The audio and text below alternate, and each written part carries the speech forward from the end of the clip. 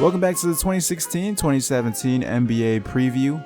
Today could be a controversial video right here. Covering the 11th ranked team in the preview, the New York Knicks. Is this team too high? Is this team too low? We'll find out, but before we do, my name is Josh, or Envyerz, and with me today, my co-host. How's it going, guys? It's the king of the fourth quarter. Welcome back to the NBA preview. So the New York Knicks. The New York Knicks have been a very mediocre team for the past couple of years now. Nothing really to cheer about in New York, except for playing for the Mecca and Knicks fans wearing bags over their heads. But last season was a turnaround season for them. They got Porzingis, the man everyone booed on their draft day.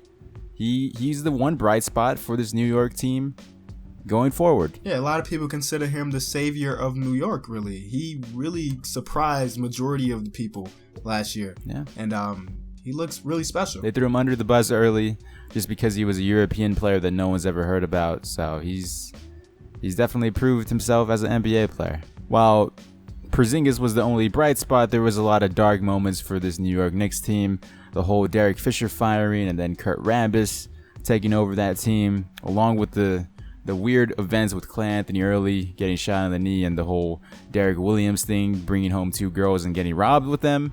So a lot of bad things happening with this New York's team, but at least Kristaps Porzingis is something to smile about if you're a New York Knicks fan. So moving on to the offseason moves for the New York Knicks, this is what they acquired, lost, and drafted. They acquired Derrick Rose, Brandon Jennings, Joakim Noah, Courtney Lee, and Justin Holiday. Pretty big pickups right there. Lost Aaron Aflalo and a bunch of other bench players and role players, to say the least, and drafted nobody. So it's definitely an exciting offseason for the New York Knicks and Knicks fans. Of course, they get former MVP Derrick Rose from my Chicago Bulls. A win-win situation for both teams. It seems like Derrick Rose gets a new start. Hopefully he plays well there. And of course, the Bulls get to, go to the future. So a really exciting offseason for them. And I also really love the Brandon Jennings signing. Such a nice contract. And for a backup, he's definitely qualified. And of course, with Derrick Rose's injury history, he may become their starter sometime this season. So I think locking him up I think they got him 1 or 2 years. So a really small contract was really nice. Hopefully they're able to do well this upcoming season. They didn't really lose anybody spectacular.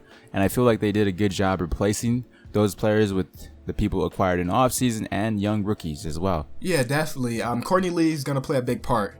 He's filling Aaron Aflalo's shoes, and I would say he's probably a little bit better in the role they're going to need him to play. So I like that signing as well. So moving on to the rotation. The projected rotation for this New York Knicks team look like Derrick Rose, Courtney Lee, Carmelo Anthony, Kristaps Porzingis, and Joakim Noah. That's a solid starting five right there. But looking at the bench, unfortunately, that's not a solid bench.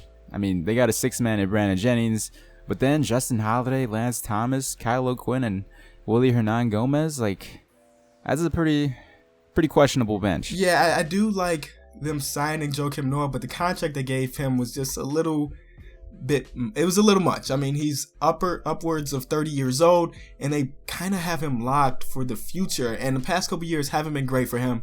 It was kind of confusing to bring him in at that amount of money. So I wasn't a big fan of that signing. But the bench, as you mentioned, is not great. It's not great. 6-man is solid, but after that, they're pretty bad. And it seems to be the case that every year in the offseason, they overpay for a big. I mean, look at last year. Robin Lopez's contract. They had him for 1 year and decided, all right, he's not what we want at center. So then they go out and sign Joakim Noah, and they essentially do the same thing and offer him a big contract. So hopefully it works out with Joakim Noah, but that money needs to go somewhere else as well within the bench, because although the starting five looks extremely solid, what happens if one of them gets hurt? Especially Derrick Rose, and last year Noah was injured. Joakim Noah too. He has his history too. Yeah, it's always dangerous to invest everything into your starting rotation, but then not have quality players to step up if need be. Yeah, so there are definitely holes in the team. Do you think this offseason is going to hurt Porzingis' progression?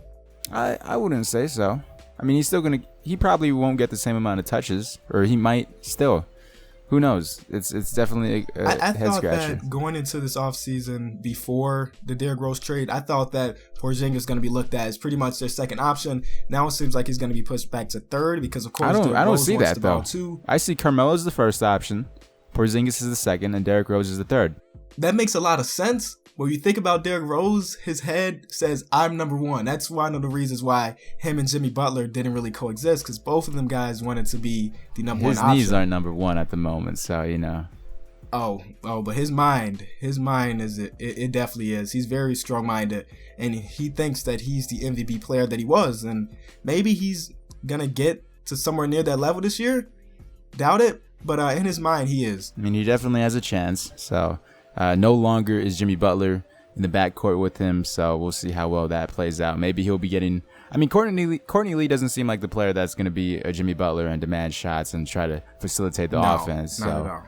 I feel like that's a better backcourt mate for Derrick Rose, especially a 3-and-D guy. So I like it. I like the rotation, and hopefully Derrick Rose knows his role with this team. Moving on to the projections for this New York Knicks team. This New York Knicks team went 32-50 last season. Kind of a no-brainer here.